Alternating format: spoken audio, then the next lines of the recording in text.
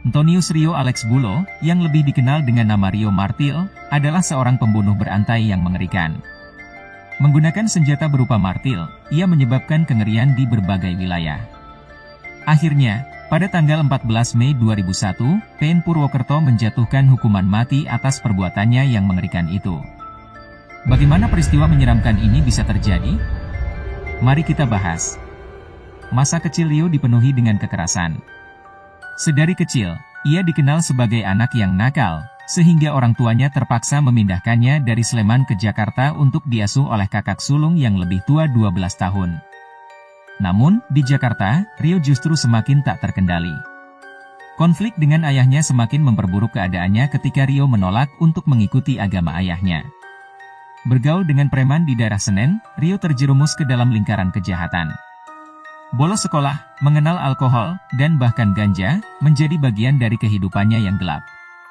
Kekerasan dan tindakan kriminal menjadi teman setianya, membentuk karakter yang gelap dan mengerikan. Setelah memasuki usia dewasa, Rio memilih jalur kehidupan yang kriminal untuk mencari nafkah. Awalnya, ia berjualan surat-surat kendaraan palsu, menciptakan ilusi dan manipulasi dalam dunia kendaraan bermotor. Namun, setelah menikah, Rio beralih profesi menjadi pencuri mobil. Dengan keahliannya, ia mampu mencuri 3 mobil dalam waktu hanya 3 hari, membawa kelimpahan dalam kehidupannya. Meskipun demikian, Rio menyembunyikan kebenaran dari istrinya, mengaku sebagai pedagang pakaian di Jakarta. Kebenaran gelap dari kegiatan kriminalnya tersembunyi di balik topeng kebohongan, menambah kerumitan dan ketidakjelasan dalam kehidupan Rio. Rio mengalami masa penjara setelah tertangkap karena melarikan mobil yang merupakan barang curiannya sendiri. Dia membawa kabur mobil yang sudah disetorkan ke penadah. Meskipun menghadapi hukuman, Rio tidak menunjukkan penyesalan yang mendalam. Begitu bebas dari penjara, ia kembali terjerumus ke dalam dunia kejahatan yang telah lama ditekuninya. Namun, kali ini Rio beroperasi dengan lebih hati-hati, menyadari bahwa namanya telah tercemar di Jakarta sebagai seorang penjahat kambuhan. Meskipun begitu, tidak ada keputusan untuk berhenti, dan ia kembali melakukan kegiatan kriminalnya, menerima bayaran dari penadah barang curian, menggambarkan sikap yang tanpa belas kasihan dan tanpa keinginan untuk berubah. Rio tidak hanya berganti profesi dan lokasi operasinya, tetapi juga mengubah modus operandinya secara drastis. Kini, ia tidak ragu-ragu untuk menggunakan kekerasan fisik dalam aksinya. Rio membekali dirinya dengan martil, senjata yang digunakan untuk menghabisi korbannya jika dianggap perlu. Awalnya hanya menggunakan 1 martil, Rio kemudian meningkatkan kekejamannya dengan membawa 2 martil untuk mempersiapkan aksinya. Sasaran utama kejahatannya adalah pengusaha rental mobil, yang menjadi korban dari serangkaian kekerasan dan kejahatan yang mengerikan yang dilancarkan oleh Rio. Dengan modus operandi yang semakin kejam, Rio menunjukkan bahwa ia telah menembus batas-batas kemanusiaan dalam pencariannya untuk mencapai tujuan kriminalnya. Antara tahun 1997 hingga 2001, Rio menjadi pelaku pembunuhan berantai yang mengerikan. Setidaknya, 4 nyawa menjadi korban kekejamannya. 3 korban tewas akibat serangan martil dalam 2 peristiwa terpisah di Bandung dan Semarang, menyisakan jejak kematian yang menakutkan di kota-kota tersebut. Meskipun demikian, ada 1 korban di Yogyakarta yang beruntung berhasil menyelamatkan diri dari cengkeraman maut Rio. Ketakutan akan perbuatannya terbongkar mendorong Rio untuk beralih ke Purwokerto, mencari tempat yang baru untuk melanjutkan kegiatan kriminalnya. Langkahnya tersebut menandai gelombang teror baru yang ditinggalkan oleh Rio dalam perjalanannya menuju kegelapan dan kekejaman. Pada hari Jumat tanggal 12 Januari 2001, Rio melakukan aksi kejam di kamar nomor 135 Hotel Rosenda, Batu Raden, Purwokerto, dengan korban adalah JJ Suraji. Ia memiliki tujuan untuk merampas mobil Timor milik JJ yang juga seorang pengusaha rental dan pengacara. Namun, petugas hotel mulai curiga terhadap gerak-gerik Rio. Begitu Rio meninggalkan kamar, petugas hotel segera melakukan pemeriksaan. Mereka menemukan lantai, dinding, dan langit-langit kamar dipenuhi dengan bercak darah yang menunjukkan kekejaman aksi pembunuhan yang baru saja terjadi. JJ ditemukan terbujur kaku di tempat tidur, ditutupi dengan selimut, menjadi saksi bisu dari kekejaman Rio yang mengerikan. Pada hari Senin tanggal 14 Mei 2001, Pengadilan Negeri Purwokerto memutuskan untuk menjatuhkan hukuman mati kepada Rio.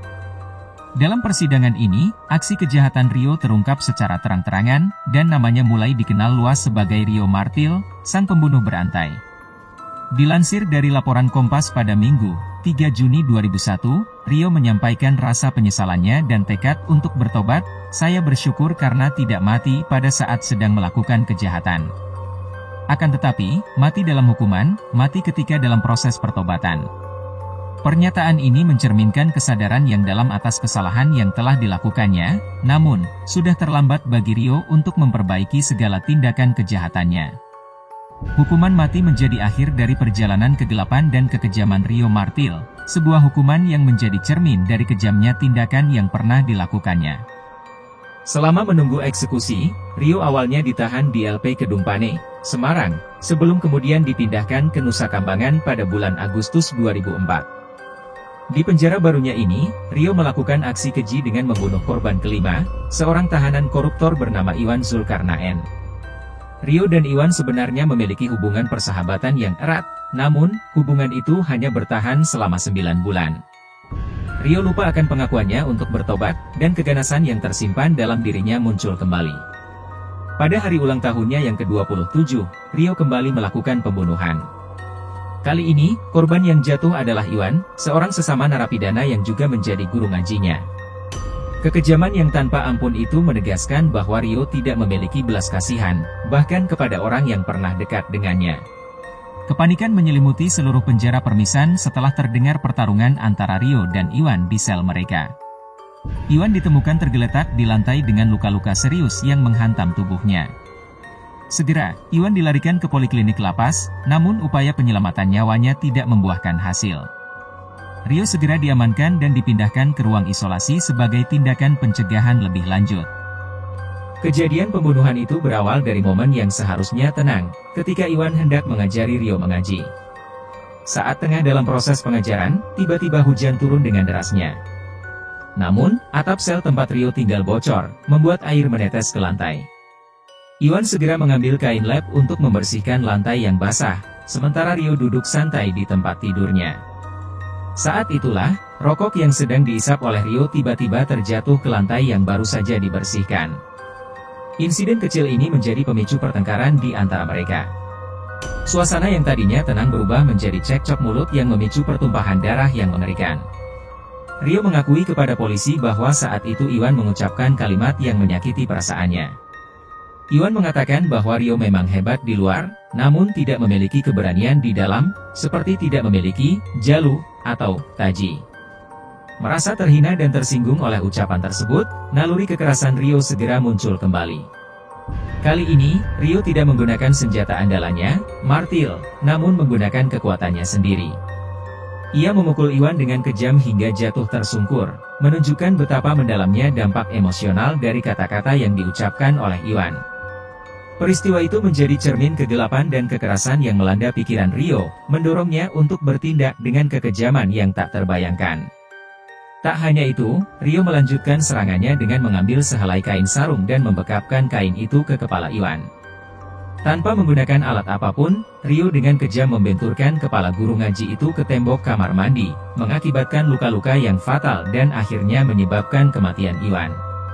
Kekejaman tanpa ampun Rio dalam menghabisi Iwan, bahkan tanpa menggunakan senjata, menunjukkan betapa gelapnya batin Rio dan kedalaman kekejamannya.